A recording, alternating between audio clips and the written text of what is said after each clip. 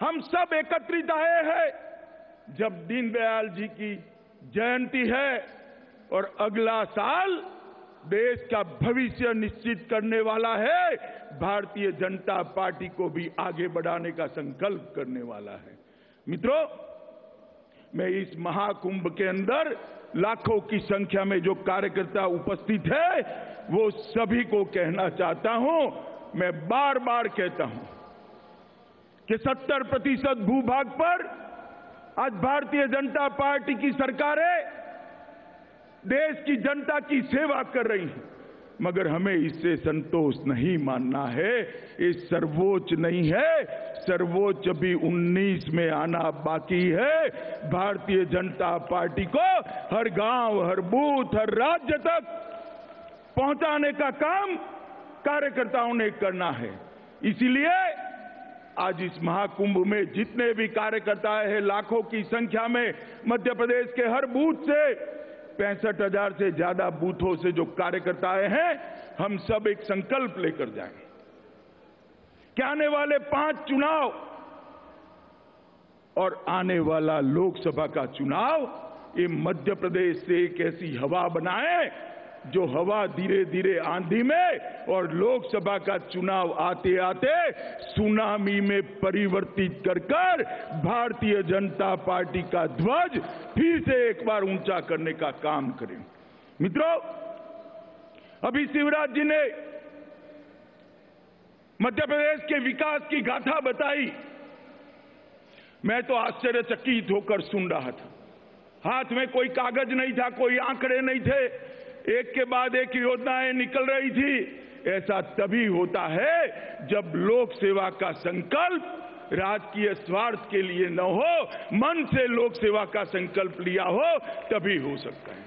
और मैं पार्टी की ओर से भाई शिवराज जी को बहुत बहुत बधाई देना चाहता हूं कि आपके नेतृत्व में ये बीमारू राज्य आज विकसित राज्य बना है और ये विकसित राज्य अगले 5 साल में समृद्ध राज्य बनने की दिशा में आगे बढ़ेगा।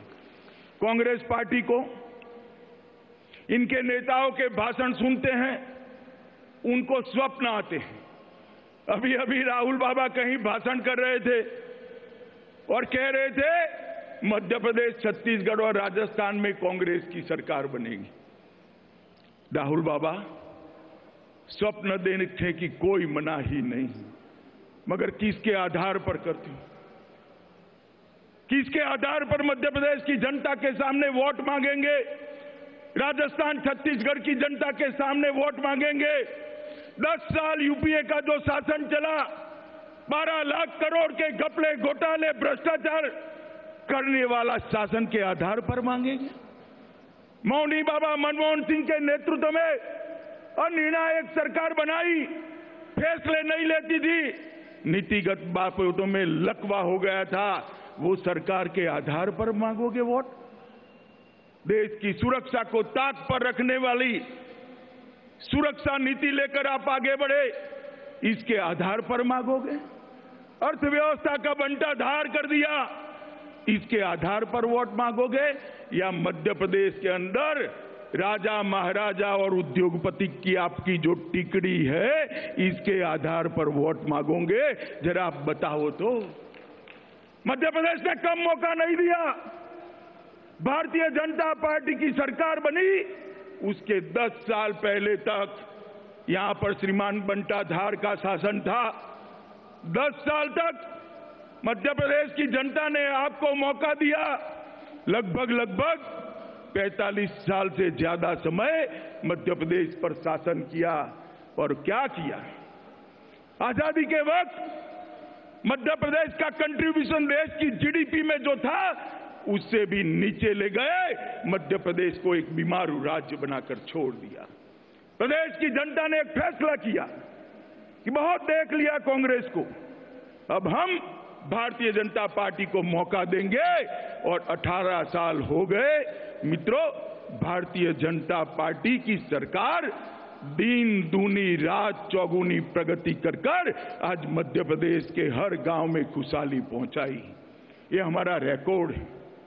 पहले तो अकेली मध्य प्रदेश की सरकार लगी थी, क्योंकि यूपीए की सरकार, सोनिया मनमोहन की सरकार, शिवराज सिंह सरकार को, भारतीय जनता पार्टी की सरकार को मदद नहीं करती थी।